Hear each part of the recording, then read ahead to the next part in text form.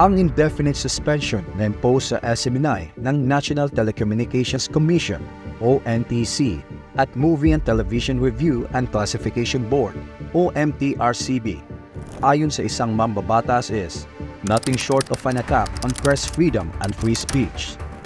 Inihain ni Senator Robin Hood Padilla ang Senate Resolution 1000 na magsagawa ng investigasyon ukol dito dahil ang karapatan ng mamamayan sa public information ay hindi dapat makerte. Access to information on matters of public concern and of general interest can help people in democratic decision-making by giving them a better perspective of vital issues confronting our society. Karapatan ng taong bayan na magkaroon ng access sa makatotohanan at dekalidad na content na walang bahid ng misinformation at fake news. Ang kasalukuyang panggigipit sa SMNI ay pagsikil sa kalayaan ng pamamahayag. Kung walang press freedom, hindi tayo makakabuo ng wastong opinyon at impormasyon. Bear in mind that the freedom of expression is the highest of all human rights. Alisin ang kalayaang ito ay mawawala ang lahat ng iba pang karapatang pantao.